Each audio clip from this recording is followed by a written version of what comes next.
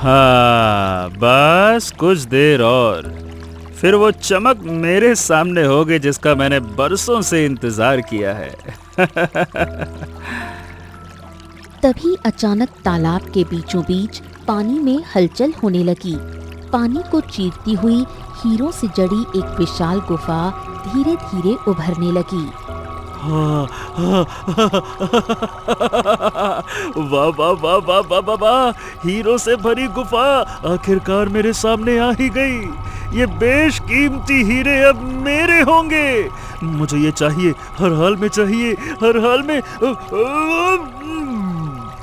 कबीर बिना कुछ सोचे समझे तालाब के पानी में कूद पड़ा और तैरते हुए गुफा की तरफ बढ़ने लगा। लेकिन जैसे ही वो गुफा के पास पहुंचने वाला था, गुफा अचानक पीछे खिसकने लगी और वहां एक डरावनी हंसी गूंजने लगी।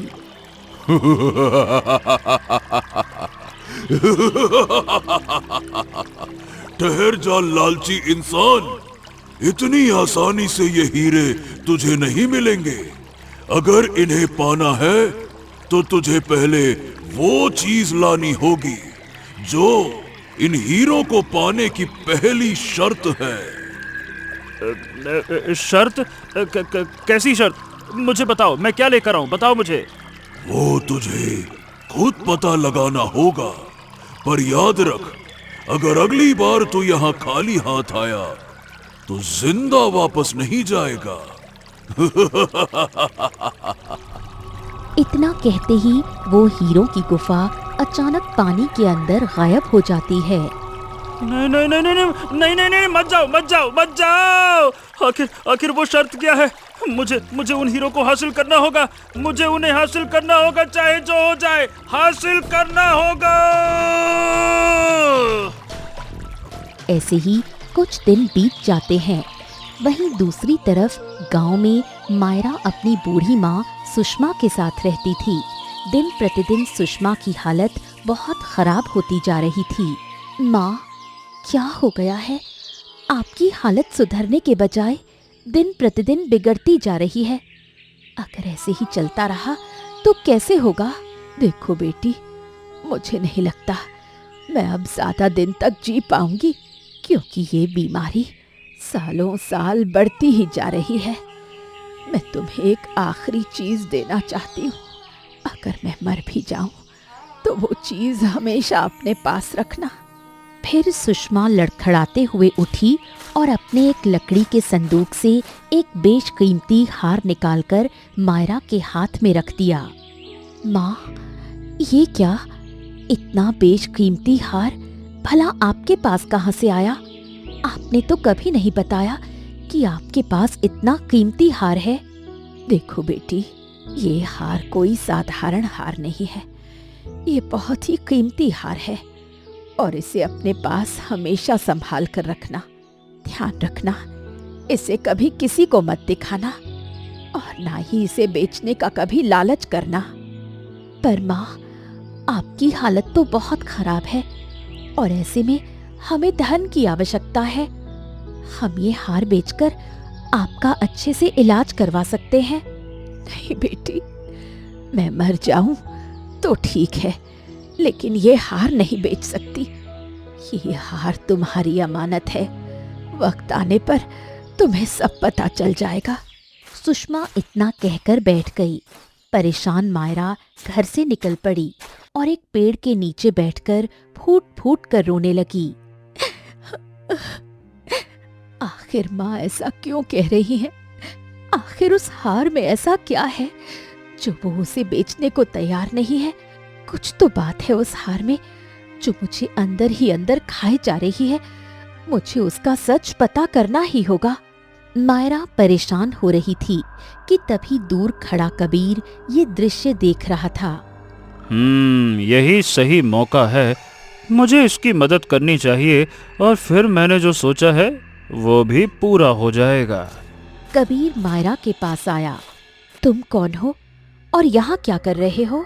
अरे यही तो मैं पूछने वाला था मायरा कि तुम यहाँ सुनसान जंगल में बैठकर भला रो क्यों रही हो?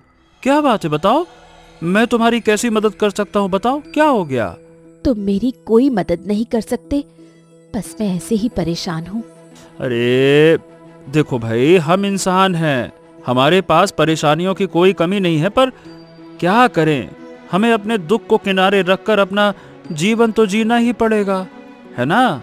चलो तुम ये सब बातें छोड़ो और एक जगह चलो जहां तुम जाओगी तो अपने सारे दुख दर्द भूल जाओगी। बहुत बढ़िया जगह है, चलो।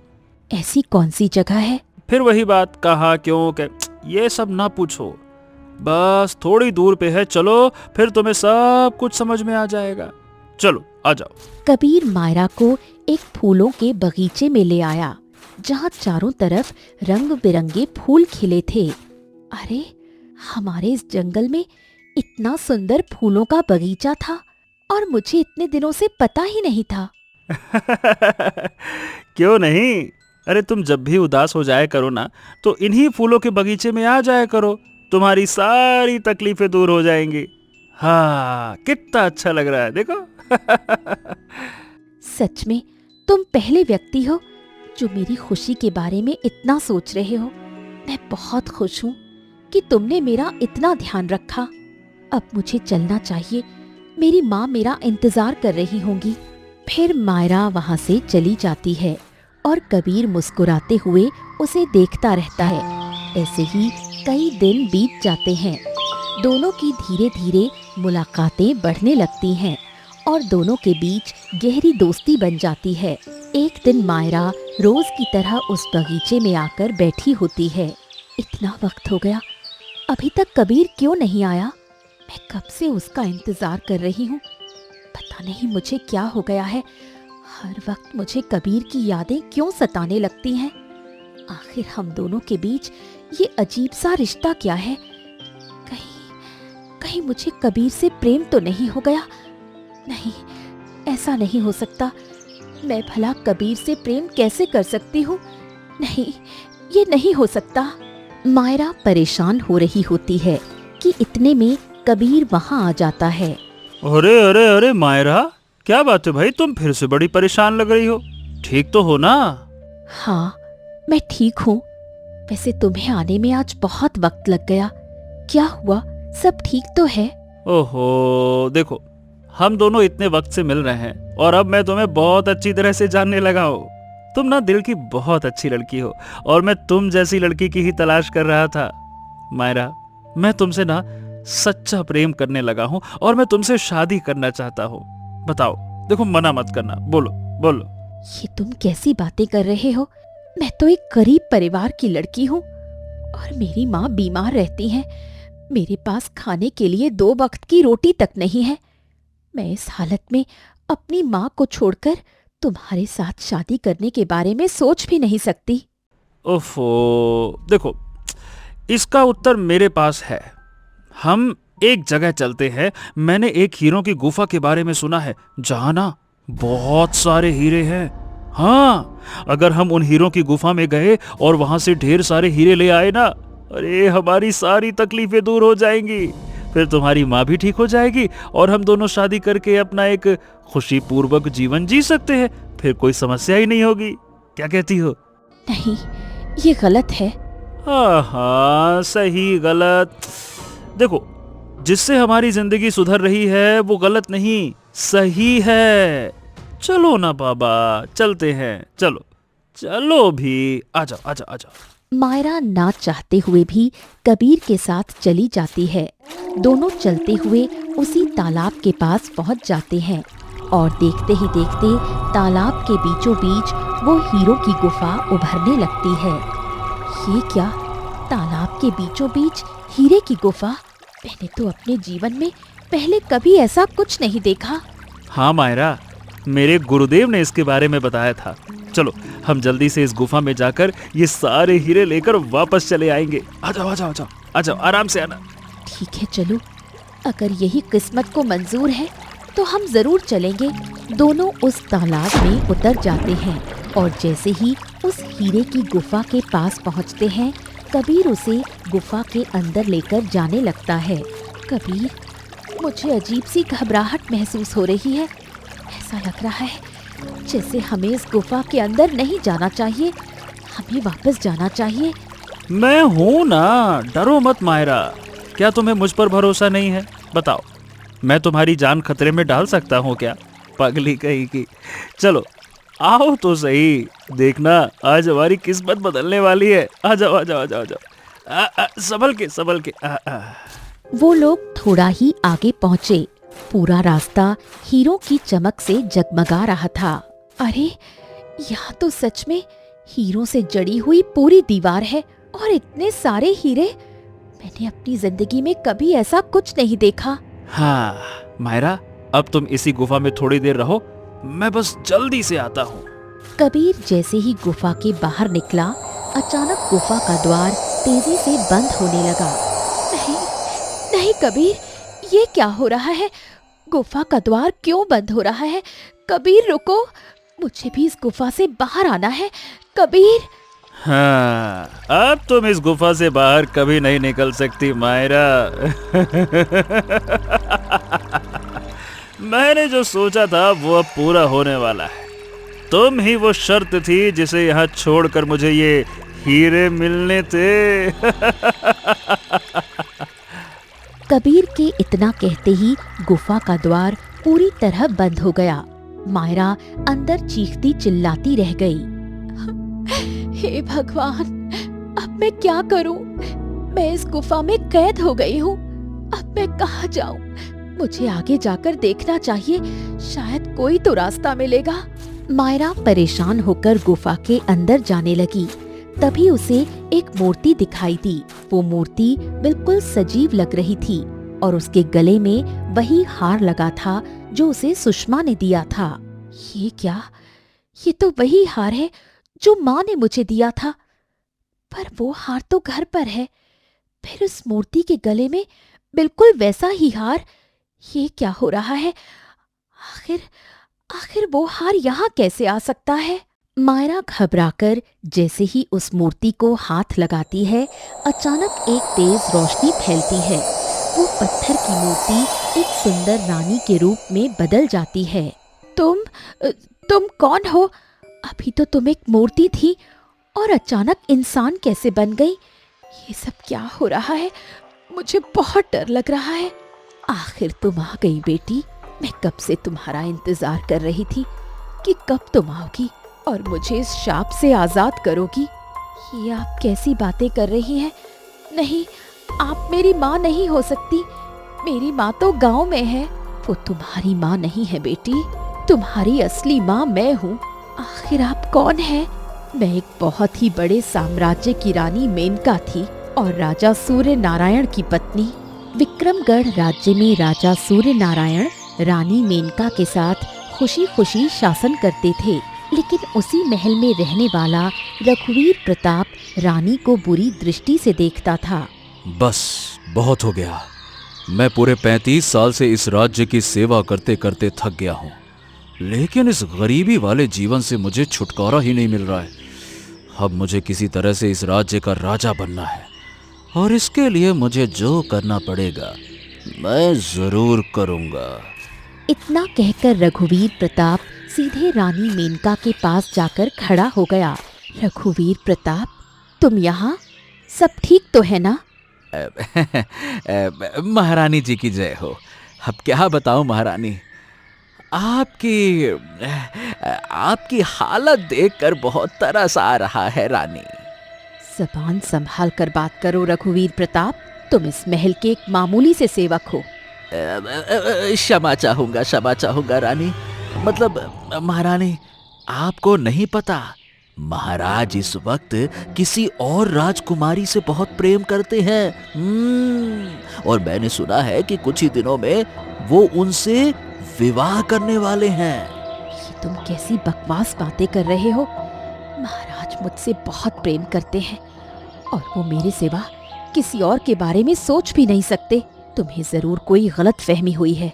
अब देखिए महारानी, मैं ठहरा आपका शुभ चिंतक और इतने वर्षों से आपकी सेवा कर रहा हूँ। महाराज से ज्यादा मुझे आपकी चिंता हो रही है।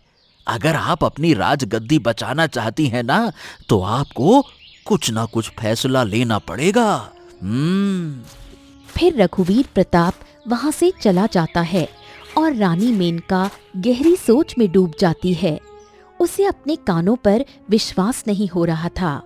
मैं महाराज से इतना प्रेम करती हूँ और महाराज मेरे पीठ पीछे मुझे धोखा देने की सोच रहे हैं। नहीं, मैं ऐसा कभी नहीं होने दूंगी। मुझे खुद सब कुछ पता लगाना होगा। रानी मेनका परेशान होकर महाराज के कक्ष की ओर बढ़ गईं। वहां महाराज अपने मंत्री के साथ किसी गंभीर विषय पर बात कर रहे थे। जैसे ही मेनका अंदर कदम रखती हैं, दोनों अचानक चुप हो जाते हैं। क्या हो गया महाराज? आप मुझे देखकर इस तरह खामोश क्यों हो गए? मंत्री जी, आप जाइए, हम बाकी की बातें बाद में करेंगे। मंत्री के बाहर जाते ही रानी मेनका महाराज के करीब आईं। उसकी आंखों में शक और दर्द साफ दिख रहा था। ऐसी क्या बात थी महाराज जो आप मेरे सामने नहीं कर सकते? देखिए महारानी, हर बात आपसे बताई नहीं जाती। राज्य के कुछ ऐसे फैसले होते हैं जो हमें अकेले और गुप्त रूप से स्वयं ही लेने पड़ते हैं। आप इन मामलों से थोड़ा दूर ही रहें तो ये आपके लिए और इस राज्य के लिए, दोनों के लिए बेहतर होगा। राजा सूर्यदेव इतना कहकर कक्ष से बाहर निकल गए। रानी मेनका वहीं खड़ी रह गई। महाराज ने आज से पहले तो इस तरह मुझसे कभी बात नहीं की। क्या रघुवीर प्रताप जो कह रहा था वो सच है? महाराज मेरी जगह किसी और रानी को लाने वाले हैं। क्या मंत्री से इसी विषय पर चर्चा हो रही थी? ऐसे ही कुछ दिन बीत गए। रघुवीर प्रताप हर वक्त रानी मेनका के कान में महाराज के खिलाफ जहर घोलता रहता। एक दिन वो फिर रानी के पास आकर खड़ा हो गया। महारानी, आपको पता है महाराज आज ही राजकुमारी विशाखा से मिलने पड़ोस के राज्य जाने वाले हैं।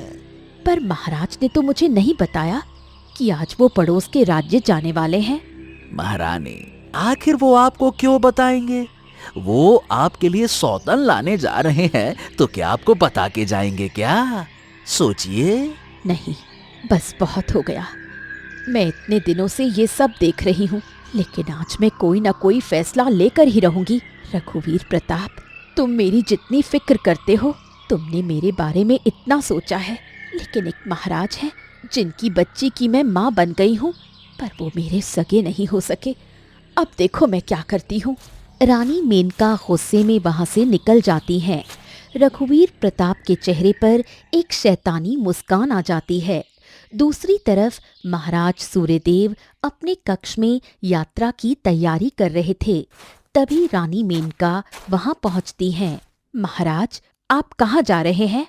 हाँ, अगर मैंने रानी को बता दिया कि मैं दुश्मन राज्य से संधि के लिए जा रहा हूँ तो महारानी खामखा हमारी फिक्र करेंगी और फिर वो हमारी राजकुमारी का अच्छे से ध्यान भी नहीं रख पाएंगी। नहीं नहीं नहीं नहीं, मैं रानी को ये बात अभी नहीं बता सकता। क्या हो गया? आप किस बारे में सोच रहे हैं? देखिए रानी, बात ऐसी है कि वक्त आने पे हम आपको सब कुछ बता देंगे। बस अभी हमें जल्दी निकलना है। आप हम पर विश्वास बनाए रखिए, ठीक है?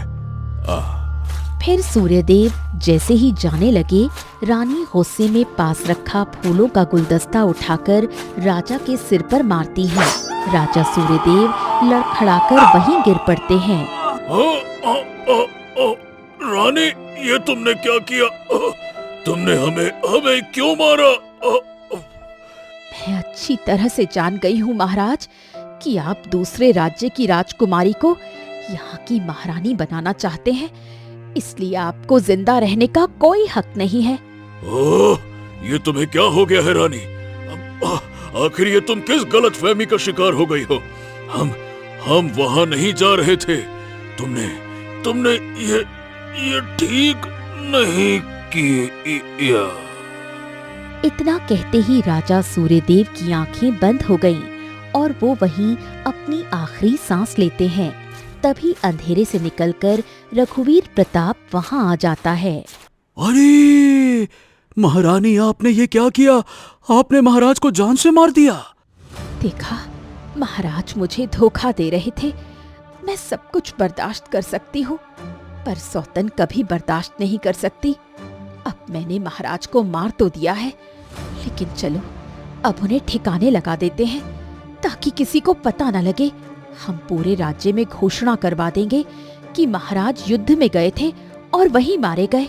हाँ हाँ रानी, क्यों नहीं, मुझे आपकी बड़ी फिक्र है और आपने जो भी कदम उठाया है सोच समझ कर ही उठाया होगा। फिर रघुवीर प्रताप और रानी मिलकर राजा सूर्यदेव के शव को महल के ही बगीचे में ले जाते हैं और गड्ढा खोदकर उसे वहीं दफना देते हैं। रघुवीर प्रताप, तुम मेरी कितनी फिक्र करते हो। तुमने मुझे एक धोखेबाज पति से बचाया और उन्हें ठिकाने लगाने में मेरी मदद भी की। अब मैं इस राज्य की महारानी हूँ और मैंने एक फैसला लिया है। हाँ, कहिए महारानी, बताइए। मैं तुमसे विवाह करना चाहती हूँ ताकि हम दोनों मिलकर राज कर सकें और मेरी बेटी को एक पिता का साया मिल सके। तुम जैसे साथी को पाकर मैं धन्य हो जाऊंगी।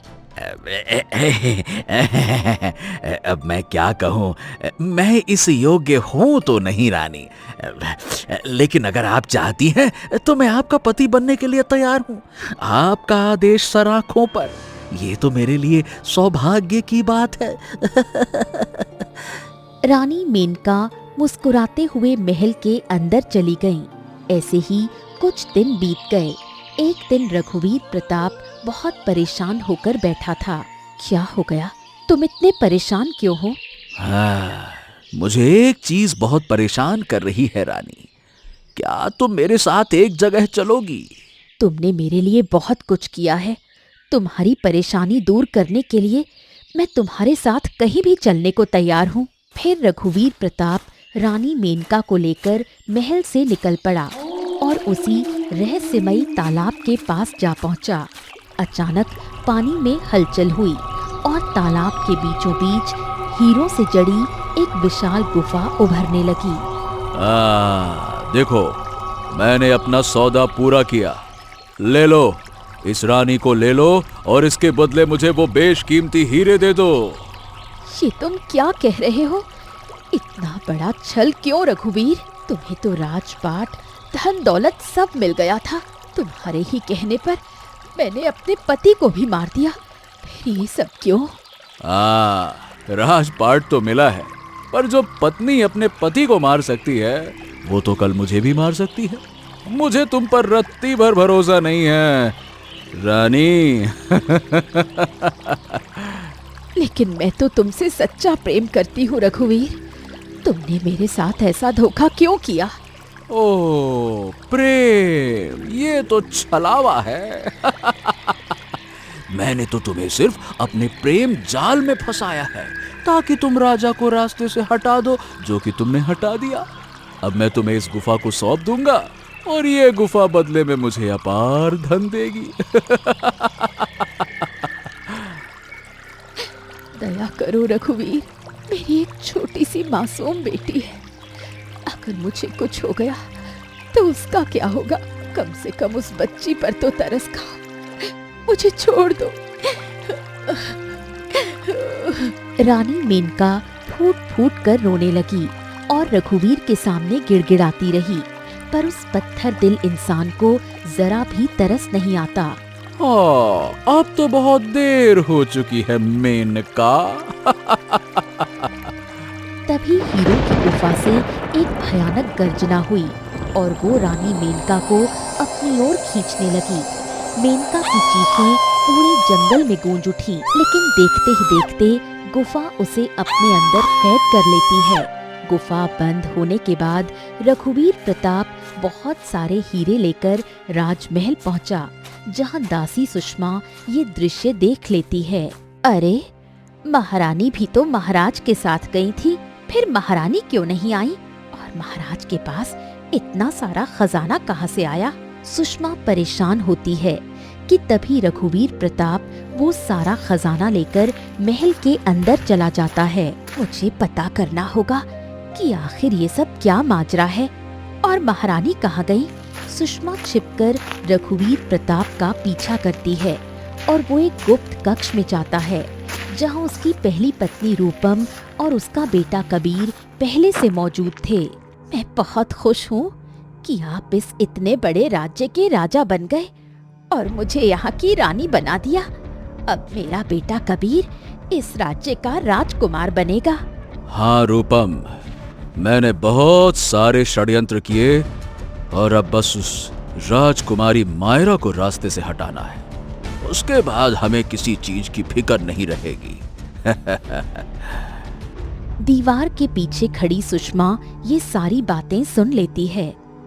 हे भगवान, ये क्या अनर्थ हो गया। इन लोगों ने महाराज और महारानी के साथ छल किया और अब उस नन्ही राजकुमारी को मारना चाहते हैं। मुझे उसे बचाना ही होगा।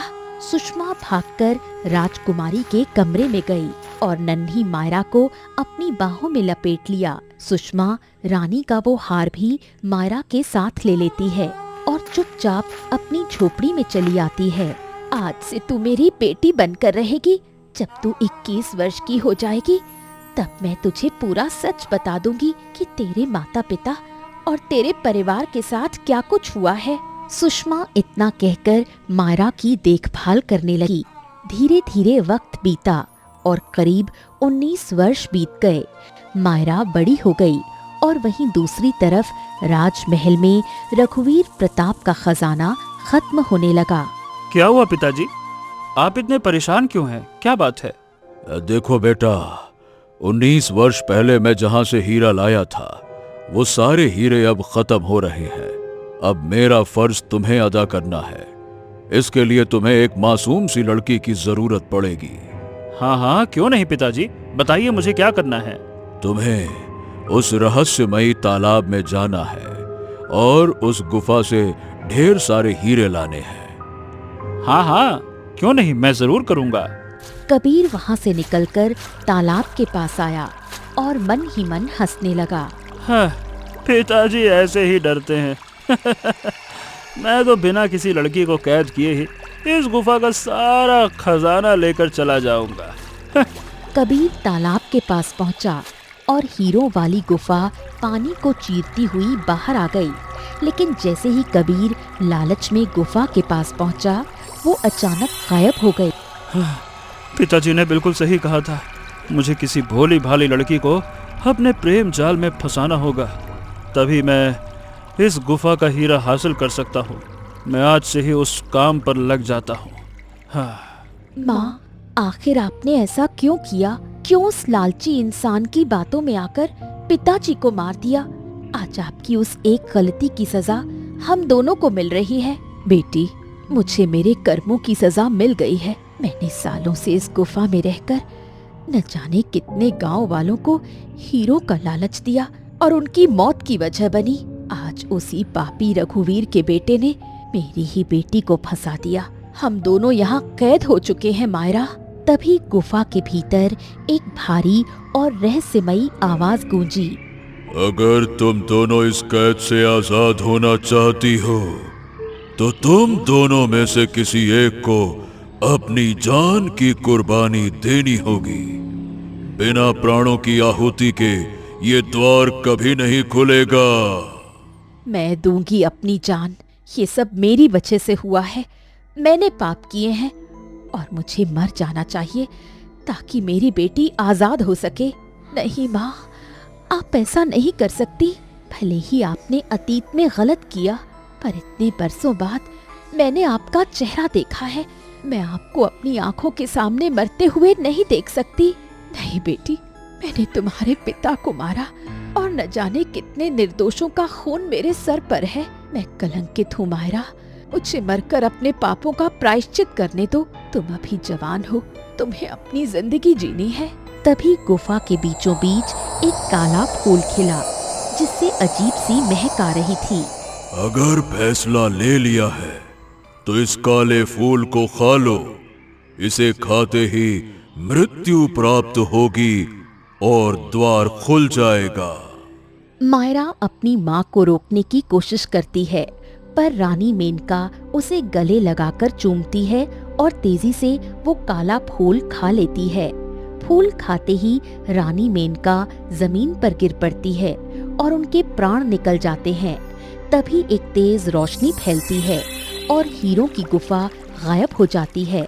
मायरा खुद को तालाब के किनारे पाती है, जहाँ एक दिव्य पुरुष प्रकट होता है।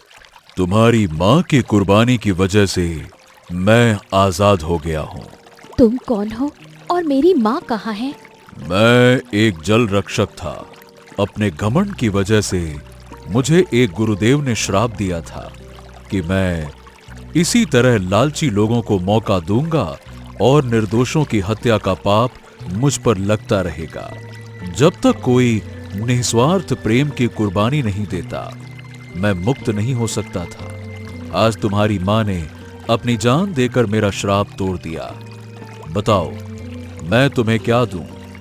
मैं उन पापों की भरपाई करना चाहता हूं जो मेरी वजह से हुई हैं।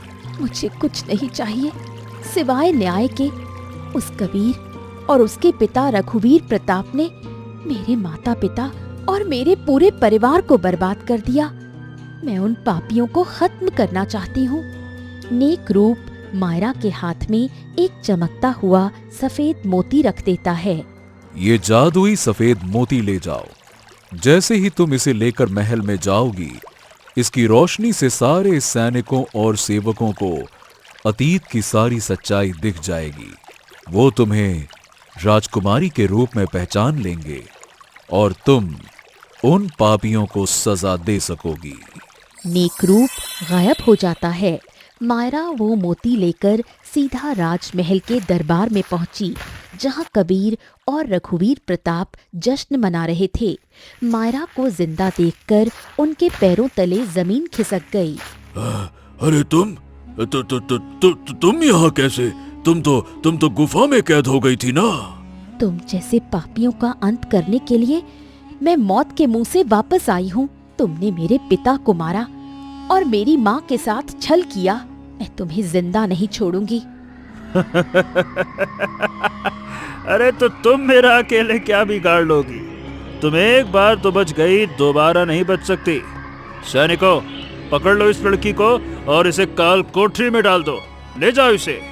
सैनिकों, ठहर जाओ और इस मोती की चमक में अपनी आंखों से सच देखो कि तुम्हारा असली राजा कौन है और गद्दार कौन। मायरा मोती को ऊपर उठाती है। उसमें से निकली दिव्य रोशनी पूरे दरबार में फैल जाती है। उस रोशनी के स्पर्श से सभी सैनिकों और सेवकों की आंखों के सामने 19 साल पहले का सारा सच दिख जाता है। तभी सभी सैनिक कबीर और रघुवीर प्रताप को चारों तरफ से घेरकर पकड़ लेते हैं। अरे तुम लोग क्या कर रहे हो? मैं तुम्हारा राजा हूँ। मेरी आज्ञा का उल्लंघन करने की हिम्मत कैसे हुई? छोड़ो मुझे, छोड़ो मुझे, छोड़ो। अब कोई तुम्हारी बात नहीं सुनेगा रघुवीर प्रताप। इस मोती की शक्ति ने सबको सच बता दिया है कि मैं ही इस राज्य की असली उत्तराधिकारी और राजकुमारी हूँ। तुम दोनों बस हत्यारे और धोखेबाज हो। मायरा मुझे माफ कर दो। मैं तो बस अपने पिता के कहने पर। बस कबीर, तुम्हारे पास अपनी सफाई देने का अब कोई हक नहीं है। सैनिकों, इन दोनों पापियों को ले जाकर आजीवन काल कोठरी में बंद कर दो। इन्हें सूरज की एक किरण भी नसीब नहीं होनी चाहिए। सैनिक कबीर और रघुवीर प्रताप को घसीटते हुए ले गए। उनके जाने के बाद मायरा अपने पिता राजा सूर्य नारायण की प्रतिमा के सामने घुटनों के बल बैठ जाती है और फूट फूट कर रोने लगती है। राजकुमारी जी, हमें क्षमा कीजिएगा। हम इतने वर्षों तक इन दोनों के फैलाए भ्रम के जाल में फंसे रहे। हमने आपको बहुत खोजने की कोशिश की, पर हमें कोई सुराग नहीं मिला। हमें गर्व है कि आप वापस लौट आए।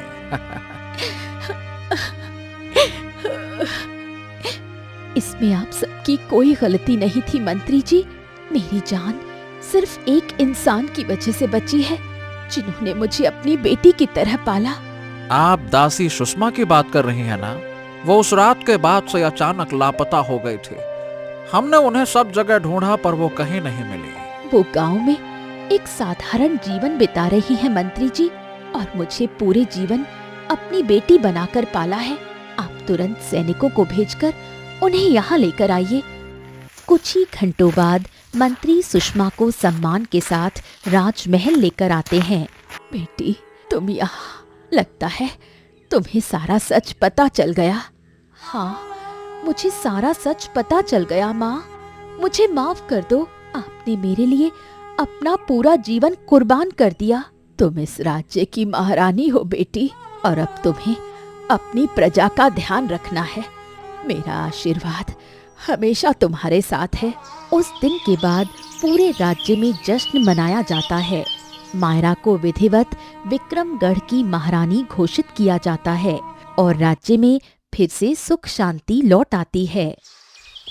प्रिय दर्शकों, अगर आपको ये कहानी अच्छी लगी हो तो वीडियो को लाइक करके कमेंट में हमें ज़रूर बताइए कि कहानी कैसी लगी। और ऐसे ही मनोरंजक कहानियों का आनंद लेने के लिए हमारे चैनल को सब्सक्राइब करें।